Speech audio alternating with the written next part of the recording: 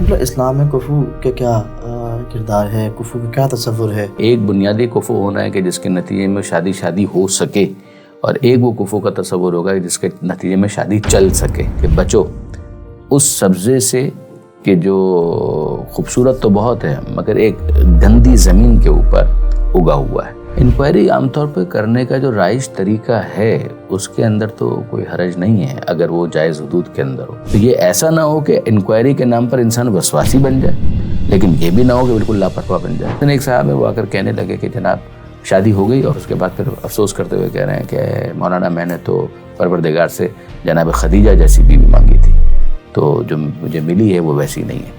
تو ان سے کہا جا سکتا ہے نا کہ آپ ذرا آئینے میں شکل دیکھیے اور بتائیے کہ آپ کتنے حضرت مصطفیٰ جیسے ہیں۔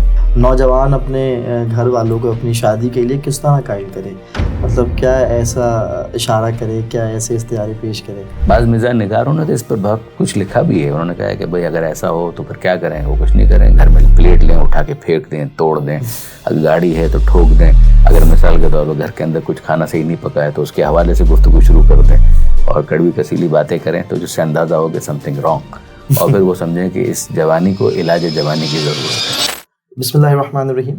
پروگرام میرا گھر میری جنت کے ساتھ میزبان عریب ہادی حاضر خدمت ہے۔ السلام علیکم۔ جیسا کہ آپ کے علم ہے کہ ہمارے ساتھ اس موضوع کو ڈسکس کرنے کے لیے موجود ہیں قبلہ و کعبہ علی جناب مولانا ڈاکٹر محمد رضا داؤدانی صاحب۔ السلام علیکم قبلہ۔ وعلیکم السلام۔ کیسے ہیں قبلہ؟ خیریت سے؟ دعائیں آپ کی۔ طبیعت ٹھیک ٹھاک ہے؟ مولا آپ کو اپنی امان میں رکھے۔ قبلہ ہماری گفتگو جاری تھی شادی کی کاؤنسلنگ اور خاندان کی تشکیل کے حوالے سے۔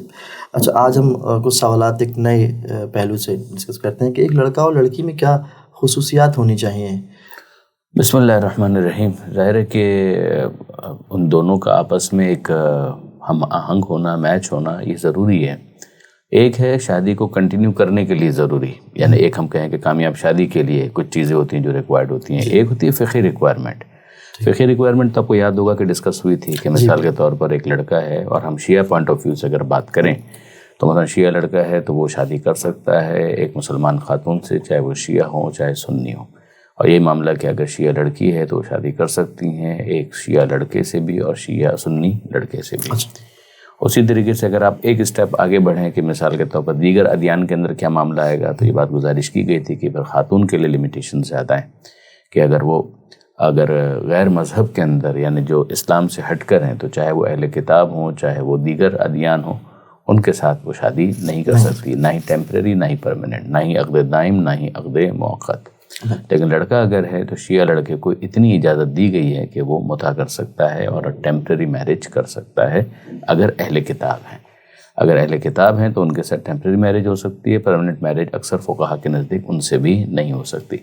اور دیگر جو ادیان ہیں مثال کے طور پر بت پرست اقوام وغیرہ ہیں تو ان کے ساتھ پھر یہ بھی گنجائش موجود نہیں ہے، لڑکے کے لیے نہیں گنجائش ہے۔ تو یہ تو بات ہو گئی اس اعتبار سے کہ دین اور مذہب کے اعتبار سے کیا بات ہے۔ باقی پھر اس کے بعد جو کلچر کی باتیں تھی وہ بھی ہو گئی تھیں کہ صرف کلچر کا مختلف ہونا ڈسکوالیفائی نہیں کرتا شادی کے حوالے سے۔ ہاں، لیکن اس میں کوئی شک نہیں ہے کہ بعض ایسی چیزیں ہو سکتی ہیں کہ جو کامیاب شادی کے معاملے میں رکاوٹ بن جائے۔ اگر ہم کہیں کہ آئیڈیل کیا ہے، آئیڈیل یہی ہے کہ یہاں سے بھی لڑکا صاحب ایمان ہو، وہاں سے بھی لڑکا صاحب ایمان ہو، پھر اس کے بعد لڑکی جو ہے صاحب ایمان ہو۔ پھر اس کے بعد اگلا جو مرحلہ آتا ہے وہ یہ ہے کہ کلچر بھی اگر متحد ہوگا تو ظاہر ہے کہ شادی کی کامیابی کے امکانات بڑھ جائیں گے۔ بہت ساری ویلیوز ہوتی ہیں وہ شیئر ہو جاتی ہیں، تو اس کی وجہ سے امکانات بڑھ جاتے ہیں۔ یہ چیزیں وہ ہیں کہ جو مشاہدے میں آئی ہیں۔ پھر اس کے بعد اگلی چیز آتی ہے کہ مثال کے طور پر یہ لڑکا لڑکی کے اتنے جو ضروری اخراجات ہیں، ایک تو وہ جو آئیڈیل معاملات ذہن کے اندر آ جاتے ہیں، نہیں وہ نہیں، ایک ضروری جو بنیادی اخراجات ہیں اگر وہ ان کو اٹھا سکتا ہے، اس لیے کہ یہ سارا بار جو ہے وہ لڑکے کے کاندھے پر اسلام نے رکھا ہے۔ چاہے لڑکی کروڑ پتی بھی کیوں نہ ہو، مگر یہ کہ اس کے مینٹیننس کے جو اخراجات ہیں وہ سارے کے سارے لڑکے کے ذمے پر ہے۔ تو وہ تمام اخراجات لڑکا اٹھا سکتا ہے یا نہیں اٹھا سکتا، یعنی لڑکی کے اپنے اسٹیٹس کے مطابق وہ اس کو رہائش فراہم کر سکتا ہے، وہ اس کو کھانا پینا دے سکتا ہے، وہ اس کو لباس دے سکتا ہے، اس کے نفقے کے خرچے وہ اٹھا سکتا ہے یا نہیں اٹھا سکتا۔ اب اس میں جتنا لڑکی ظاہر ہے کہ کمپرومائز کرے گی یہ اس کی طرف سے ایک ایثار ہوگا، ایک سیکریفائس ہوگا، ایک قربانی ہوگی۔ لیکن یہ کہ بہرحال اگر آپ اس اعتبار سے دیکھیں کہ یہ ایک اس کی ذمہ داری تو بنے گی۔ ہم پھر کہتے ہیں کہ یہ کوئی ضروری نہیں ہے کہ لڑکا ارب پتی ہو، کروڑ پتی ہو، پھر جا کے وہ شادی کرے، لیکن یہ کہ بہرحال جس سلیکشن کے اندر وہ جا رہا ہے، جس شریک حیات کا وہ انتخاب کر رہا ہے، تو پھر اس کو یہ پہلو پیش نظر رکھنا ہے کہ اس کے وہ بنیادی اخراجات کم سے کم اٹھا سکے. اس کو لے کر وہ ظاہر کہ سڑک پر تو نہیں رہ سکتا. اس کے لیے کوئی جگہ ہونی چاہیے کہ جہاں پر وہ اس کو رکھے گا, جہاں پر وہ اس کو فیڈ کرے گا, جہاں پر وہ اس کا لک آفٹر کرے گا. تو یہ بہرحال اپنی پرائیویسی کو, جو واجب پرائیویسی ہے, اس کو مینٹین کرنے کے لیے اس کے پاس یہ ساری چیزیں ہونی چاہیے. تو یہ تمام تر چیزیں ہیں.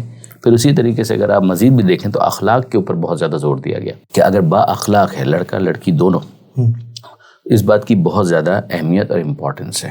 ممکن ہے کہ پیسہ بہت زیادہ ہو لیکن یہ ہے کہ گفتگو کی تمیز نہ ہو, بات چیت کرنے کا انداز نہ ہو, اس کے اندر ایک خلق جو ہونا چاہیے, خلق وہ ہونا چاہیے, وہ نہیں ہے.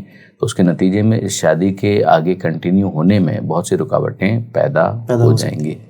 اگر جوائنٹ فیملی سسٹم کے اندر ایک بچی نے دلہن بن کر آنا ہے تو اس کے اپنے تقاضے ہوتے ہیں کہ وہ اپنی ساس کے ساتھ کس طریقے سے ڈیل کرے گی, وہ اپنے سسر کے معاملے کو کس طریقے سے دیکھے گی, اسی طریقے سے وہ اپنے دوسرے جو دیور ہیں یا جیٹھ ہیں یا اس کی نند ہے اس کے ساتھ وہ کس طریقے سے ڈیل کرے گی. یہ وہ تمام تر چیزیں ہیں کہ جس کے اندر اخلاقیات کا ایک بہت بڑا رول ہے. اگر ایک ایسی بچی ہے کہ جو بہت زیادہ بد زبان ہے, ظاہر ہے کہ وہ گفتگو کے اندر لحاظ نہیں کرتی, محتاط نہیں ہوتی ہے, جو اس کے دل میں آیا, جو اس کے منہ میں آیا اس نے بول دیا, اور آزادی کے نام پر اس چیز کو اگر وہ طلب کرے جس کو ہم آوارگی سے تعبیر کرتے ہیں, تو پھر اس کا نتیجہ یہ نکلے گا کہ ٹھیک ہے وہ بول کر ہو سکتا ہے کہ اپنا غصہ تو وہ نکال لے, لیکن یہ کہ اس کے نتیجے میں پھر شادی کے کامیاب ہونے اور آگے بڑھنے اور چلنے کے امکانات کافی کم ہو جاتے ہیں اس کے اندر. تو ان تمام تر چیزوں کا خیال رکھنا ہوتا ہے. اسی طریقے سے ایک چیز جس کے بارے میں بہت زیادہ کہا گیا کہ بھئی شادی ظاہر خاندان کی تشکیل کے لیے ہے نا, تو مقصد یہ ہے کہ فیملی کو ایکسپینڈ کرنا ہے, اولاد چاہیے. تو اگر یہ چیز اسٹیبلش ہے کہ نہیں, جس کو پروپوز کیا جا رہا ہے اس کے اندر مثلا یہ ایک میڈیکل ایک پرابلم موجود ہے اور وہ بانجھ ہے, تو پھر اس کو بھی ظاہر ہے کہ پھر پرماننٹ میرج کے اندر کوئی آئیڈیل کیس تصور نہیں کیا گیا دینی نقطۂ نظر سے. اس لیے کہ اس کے نتیجے میں تو معلوم ہے کہ بھئی شادی کے نتیجے میں بعد میں فیملی ایکسپینڈ تو نہیں کر پائے گی, تو ظاہر ہے کہ اس کو پسند نہیں کیا گیا. پھر اس کے حل دوسرے ہیں, وہ ظاہر ہے کہ وہ دوسری شادی کے لیے کوالیفائی کرتی ہیں, یا مثال کے طور پہ دوسرا ایشو ہو.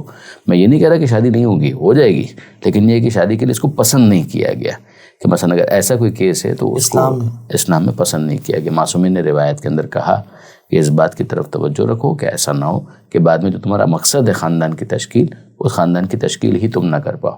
ایک تو وہ جاہلیت والا کانسیپٹ ہے کہ جس کے اندر اگر لڑکی پیدا ہو گئی تو ایک انسان جو ہے وہ فیوریس ہو جائے, اس کی بات نہیں ہو رہی ہے. بات لڑکے اور لڑکی کی نہیں ہو رہی ہے کہ بیٹا پیدا ہوگا بیٹی پیدا ہوگی, وہ تو پروردگار عالم کی دین ہے, اور بیٹی ہے تو رحمت پروردگار ہے, آنکھوں کی ٹھنڈک ہے, اس میں کوئی شک نہیں ہے. مگر یہ ہے کہ بہرحال اگر یہ پہلے سے معلوم ہے کہ نہیں بانجھ پن کا ایک مرض ہے کہ جو لاحق ہے, تو ظاہر ہے کہ ایک مشکل ہے, اس کا علاج اگر ہو سکتا ہے تو علاج کروانا چاہیے. لیکن یہ کہ اس کے نتیجے میں پھر بعد میں چونکہ خاندان ایکسپینڈ نہیں کر پائے گا, لہٰذا اس شادی کو ایک آپشن کے طور پر ترجیح دینے کو منع کیا گیا ہے, پسند نہیں کیا گیا. میں یہ نہیں کہہ رہا حرام ہے, لیکن پسند نہیں کیا گیا. بہتر ہے. اچھا قبلہ, اسلام میں کفو کا کیا کردار ہے, کفو کا کیا تصور ہے؟ جو یہ تقریباً جو اس وقت ہم نے باتیں کی نا, یہ کفو ہی کے حوالے سے اگر آپ غور فرمائیں کہ ایک بنیادی کفو ہونا ہے کہ جس کے نتیجے میں شادی ہو سکے, اور ایک وہ کفو کا تصور ہوگا جس کے نتیجے میں شادی چل سکے. ایک ہے کہ شادی ہو سکے اور ایک ہے شادی چل سکے.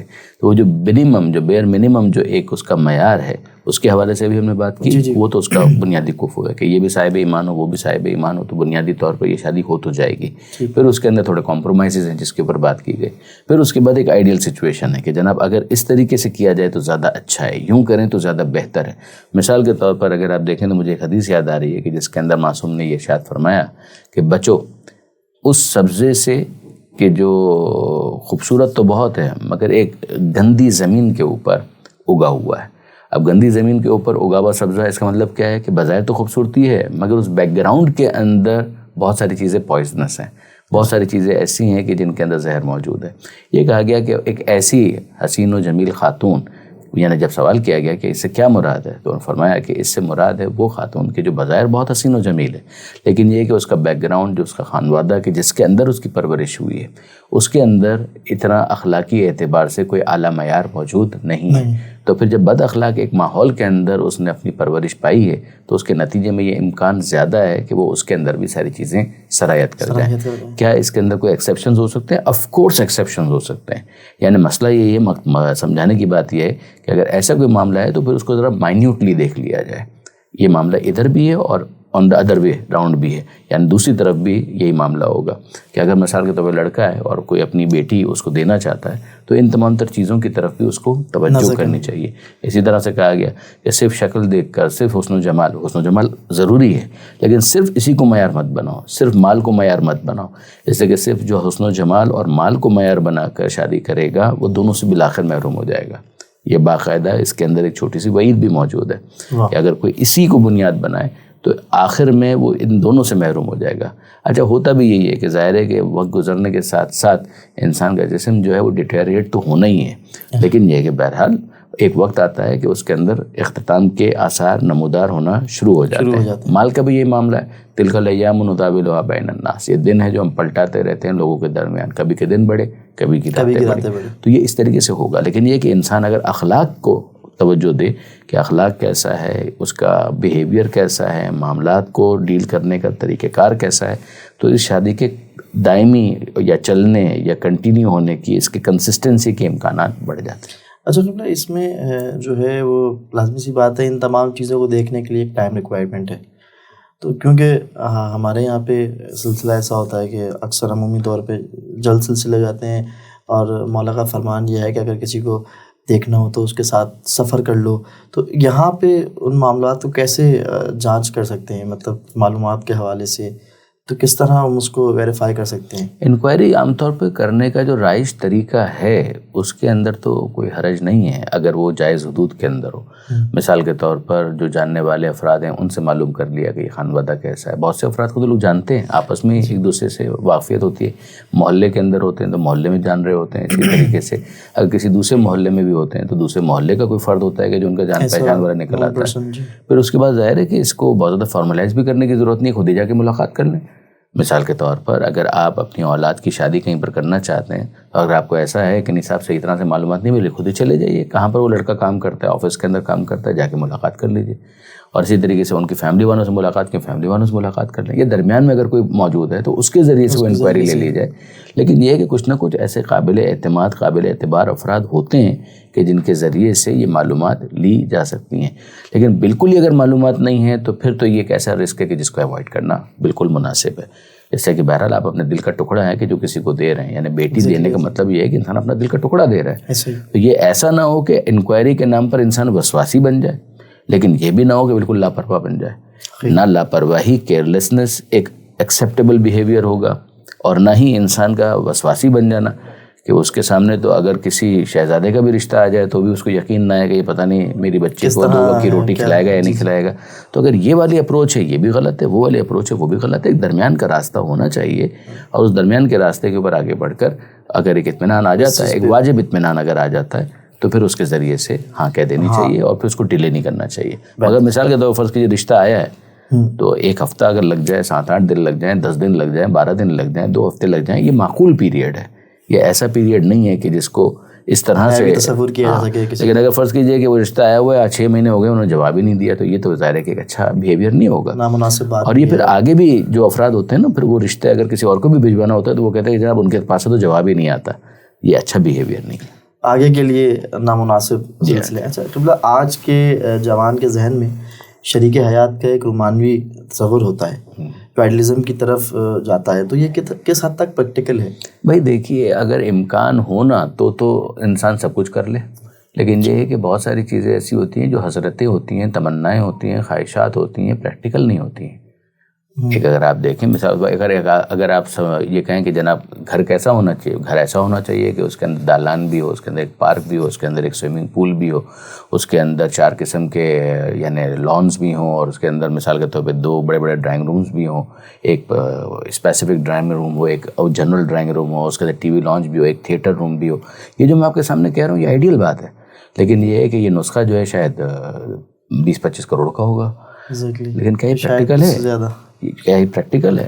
ایک انسان جو ایک ہم لوگ جب وہ MBA کر رہے تھے نا، اس زمانے میں ایک چیز پڑھائی جاتی تھی SWOT انالیسس، تو وہ کہتے تھے strength, weaknesses, opportunities and threat, کہ آپ اپنی اسٹرینتھ کو دیکھیں، اپنی ویکنیس کو دیکھیں، اپارچونیٹی کو دیکھیں اور تھریٹ کو دیکھیں۔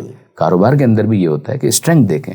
آپ یہ کہیں آئیڈیل تو یہ ہے کہ میں 1 ارب روپے کا کاروبار شروع کر دوں، ہاں ہے کتنا آپ کے پاس اس وقت؟ اگر 4,000 روپے جیب میں موجود ہیں اور ایک انسان کہے کہ میں 1 ارب روپے کا کاروبار کرنا چاہتا ہوں، تو یہ معقول بات نہیں ہے نا.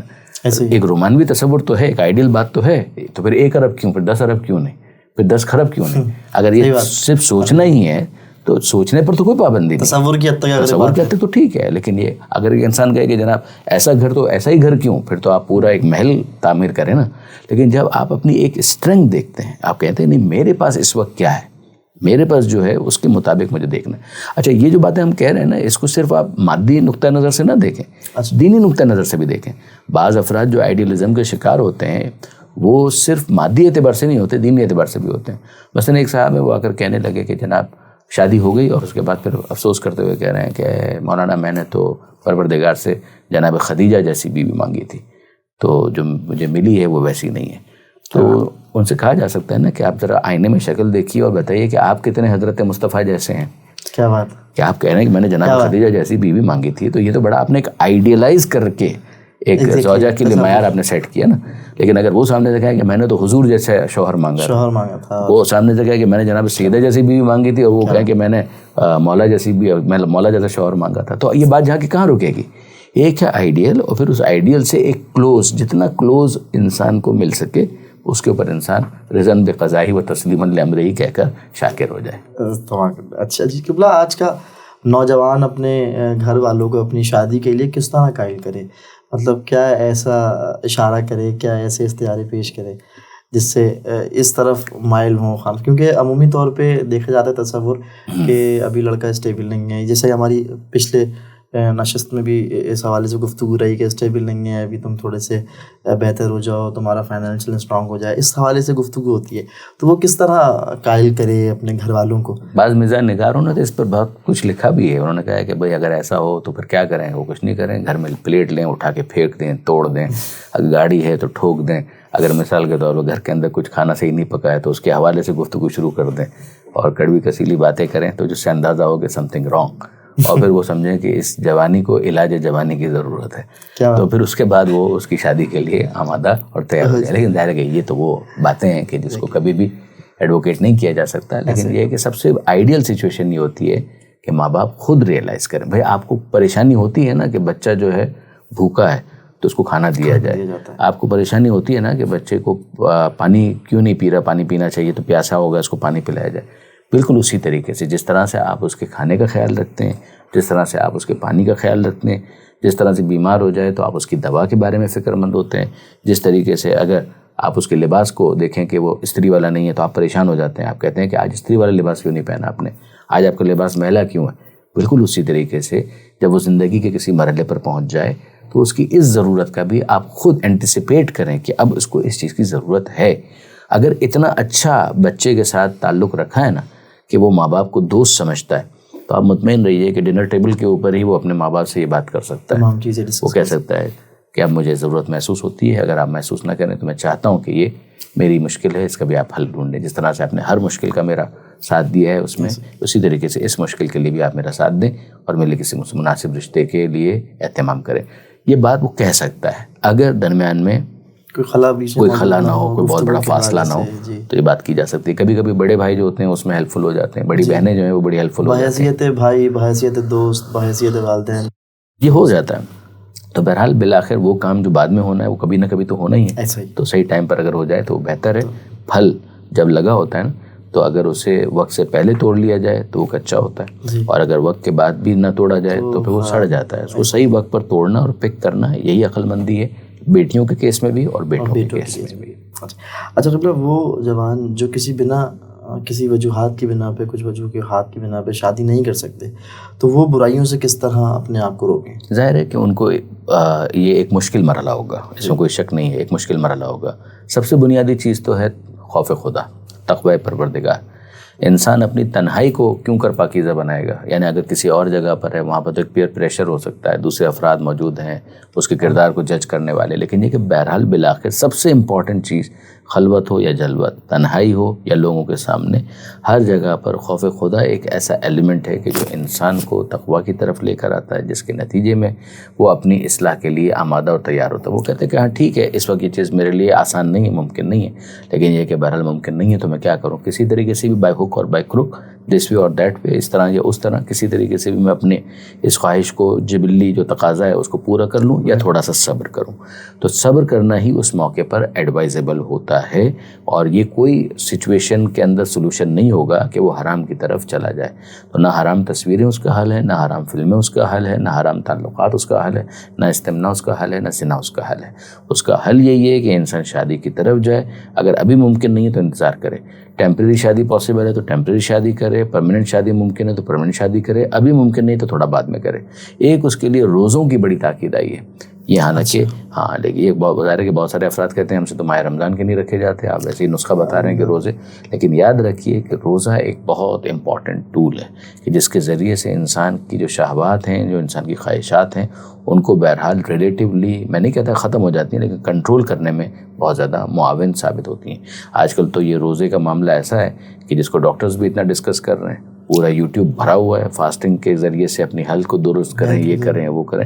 تو یہ وہ چیز ہے کہ جو دین نے اور اسلام نے تو خاص طور پر اس کے اوپر بہت زیادہ زور دیا ہے۔ تو ویسے ہی تاکید ہے کہ ہفتے میں 1 دفعہ 2 دفعہ انسان روزہ رکھے۔ اگر کسی کا یہ مسئلہ ہے تو وہ ایک بات ہے نا کہ صاحب ایک مسکرا کر اس کو نظر انداز کر دینا، نہیں، اس کو پریکٹیکلی کر کے دیکھیں۔ میں اپنے جوانوں سے کہوں گا اس کو آپ پریکٹیکلی کر کے دیکھیں، آپ کو یقیناً اس سے فائدہ حاصل ہوگا۔ اچھا، اس میں روزے کی نیت کیا ہوگی؟ جیسے نارمل اگر کسی کے اوپر قضا روزہ ہے تو قضا روزہ رکھتا ہوں قربتاً اللہ، قضا نہیں ہے تو مستحب روزہ رکھتا ہوں قربتاً اللہ، بس کافی۔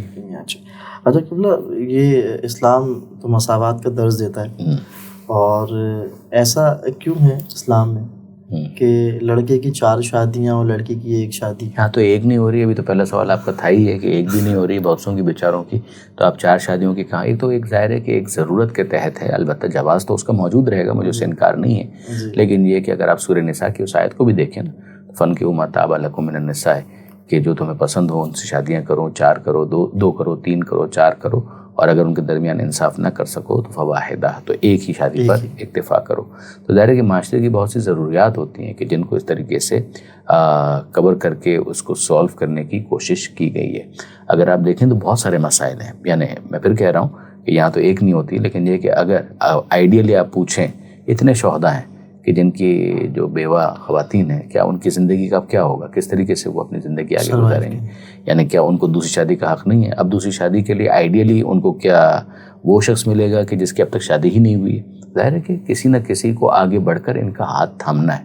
اگر یہ چیز معاشرے کے اندر رائج نہیں ہوگی تو ظاہر ہے کہ بغیر شوہر کے رہ جائیں گی۔ بغیر شوہر کا مطلب یہ کہ بغیر سرپرست کے رہ جائیں گی، تو بالآخر شوہر کے ہونے کی جو فوائد ہیں وہ اس کو حاصل نہیں ہو پائیں گے۔ اسی طریقے سے آپ دیگر، یعنی یہ تو ہم نے شہداء کی بات کی، ویسے اگر آپ دیکھیں تو ایوریج لائف مردوں کی کم ہوتی ہے، خواتین کی زیادہ ہوتی ہے۔ تو اگر مردوں کا میں سے بعض کا انتقال ہو جاتا ہے تو اس خاتون کو کیا دوسری شادی کا کوئی حق نہیں ہے؟ اور اگر حق ہے تو ان سے شادی کون کرے گا؟ ظاہر ہے کہ انہی میں سے کسی کو کرنا ہوگا کہ جنہوں نے پہلے ایک شادی کی ہوئی ہے۔ بنیادی بات یہ ہے، اور بھی مزید دیکھ لیں، مجھے شیخ احمد دیدات یاد آئے، انہوں نے پریزنٹ پاپولیشن کی بھی بات کی تھی کہ اگر آپ دیکھیں تو بہت سارے ایسے ہوتے ہیں کہ جو جیل کے اندر آپ دیکھ لیں اس میں زیادہ تر افراد کون ہیں؟ وہ مرد ہوں گے، خواتین ان کے اندر کم ہوں گی۔ تو جو مرد جیل کے اندر چلے گئے ایک لمبے عرصے کے لیے، تو یہاں پر بہت تو پاپولیشن کا جو ایک پروپورشن ہے وہ تو ڈسٹرب ہو گیا۔ تو اب یہاں پر جو خواتین ہیں ان کی شادی کس کے ساتھ ہوگی؟ پھر مزید بھی اگر آپ دیکھیں تو بعض خواتین، بلکہ اکثر خواتین، اگر آپ ان کی وہ جو جبلت ہے یا خواہش ہے اس کو دیکھیں تو اس کی لائف تھوڑی ہوتی ہے، اور اگر مرد کے اعتبار سے اگر آپ دیکھیں تو وہ تو 70 سال کی عمر میں بھی اپنی اس خواہش کو رکھتا ہے۔ تو پھر اس موقع پر کیا ہوگا؟ یہ بیلنس کس طریقے سے ہوگا؟ اگر اس کو اپنی اس خواہش ہی کو پورا کرنے کے لیے اگر شادی کی ضرورت پیش آ رہی ہے تو پھر وہ کس طریقے سے اس کو پورا کرے؟ شادی ہی کرے گا نا۔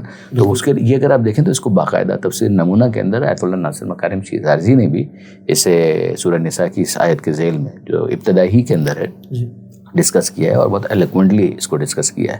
مینوپاز پہلے ہو جاتا ہے، ایوریج لائف کے ایشوز ہیں، پریزنٹ پاپولیشن کا ایشو، یہ سب اگر آپ ملائیں تو اسلام نے اس کے اندر ایک سولوشن دیا ہے، اور وہ سولوشن یہ ہے کہ دوسری شادی کی جا سکتی ہے اگر انصاف کے تقاضوں کو پورا کیا جائے تو، اور اگر انصاف نہ کر سکے تو پھر وہ ظاہر ہے کہ اس حوالے سے ایک ہی پر اکتفا کرے۔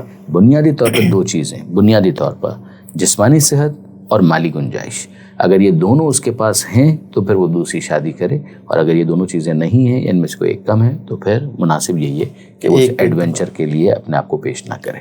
بہتر. قبلہ بہت شکریہ. پروگرام کا وقت جو ہے وہ اختتام کو پہنچا. انشاءاللہ اگلی نشست میں آپ سے مزید کچھ سوالات, خاص سوالات انشاءاللہ. تمام ناظرین کرام کا بہت شکریہ. انشاءاللہ اگلے پروگرام میں کچھ نئے سوالات کے ساتھ حاضر ہوں گے. اپنے میزبان عریب ہادی کو دیجیے اجازت. انشاءاللہ السلام. اس میں جیسے کہ مہندی, مائیو اور یہ ڈھول کی جو ابھی اس دور میں ایک سلسلہ, کیونکہ یہ نہ کیا جائے تو اس کے بنا شادی ممکن نہیں ہے. ابھی شادی سے پہلے اگر کوئی چیز ہو رہی ہے اس کو دین و شریعت کا حصہ نہ بنایا جائے. کورٹ میرج اسلام میں شرعی طور پہ جائز ہے. جیسے کہ کورٹ میرج کے اندر ان تقاضوں کو پورا نہیں کیا جاتا جو فقہی اعتبار سے ریکوائرڈ ہیں, ضروری ہے. کیا صیغے عربی میں ہی پڑھنا ضروری ہے؟ اکثر فقہاء نے عربی کی قید لگائی ہے. آیت اللہ العظمیٰ آغا سیستانی وہ فرماتے ہیں کہ عربی ممکن نہ ہو تو اپنی زبان میں بھی اس کی گنجائش موجود ہے. کیا مہر, جیسے کہ مہر ہے, جہیز واجب ہے, اور اگر مہر واجب ہے تو اس کی کتنی مقدار ہونی چاہیے, اور جہیز جو ہے وہ کیا واجب ہے سلسلہ؟ یہ مہر جو ہے یہ لازمی تحفہ ہے, کمپلسری, ایک مینڈیٹری تحفہ ہے کہ جو آپ نے دینا ہی دینا. یہ کتنا ہونا چاہیے یہ آپس میں ایک انڈرسٹینڈنگ کے تحت ہے. لڑکی کو مانگنے کا حق ہے لیکن لڑکے کو پھر منع کرنے کا حق. بہرحال پسند کیا گیا ہے خاتون کے لیے, دلہن کے لیے, کہ مہر بہت زیادہ وہ نہ مانگے, لیکن یہ کہ بہرحال اگر وہ مانگے تو اس کا حق ہے. لڑکا اپنی حیثیت کے مطابق ہاں یا نہ کہہ سکتا ہے. پیغمبر اکرم صلی اللہ علیہ وآلہ وسلم کے گھرانے میں اس کی مثال دیکھیں تو مولا کائنات اور جناب خاتون جنت سلام اللہ علیہما, جب ان دونوں کی شادی ہو رہی تھی تو پیغمبر اکرم نے مہر پہلے لیا ہے اور مہر کی رقم سے جہیز کا انتظام کیا ہے. یہ جہیز سنت ہے مگر اس کا انتظام بھی مہر سے کیا جائے, یہ سنت ہے. کہ مال کی وجہ سے اگر شادی کر رہے ہو تو یہ مال تم کو فائدہ نہیں دے گا, بالآخر اس نے ختم ہو جانا ہے. اور اگر صرف حسن و جمال کی وجہ سے شادی کر رہے ہو, اس کا بھی فائدہ بڑا وقتی ہوگا, کوئی لانگ لاسٹنگ نہیں ہوگا. یہاں پر آپ کو ایک شریک حیات مل رہی ہے, اس کو ان پیمانوں کے اوپر نہ ناپے اور تولے کہ وہ کتنا جہیز دے کر آئے. ایک انسان کو یہ کوشش کرنی چاہیے کہ جو خاتون اس کے گھر میں دلہن اور بیوی بن کر آئی ہے, کوئی ایسا کام نہ کرے کہ اس کے ماں باپ کی کوئی ایک رات کی نیند بھی اس کے بیہیویئر کی وجہ سے خراب. یہی فیصلہ اگر دلہن کر لے کہ میں کوئی ایسا کام نہیں کروں گی کہ میرے شوہر کے جو ماں باپ ہیں یا میرا شوہر جو ہے اس کی نیند یا اس کی رات خراب ہوگی میری وجہ سے, تو یقین جانیے کہ بہت سارے مسائل خود بخود حل ہو.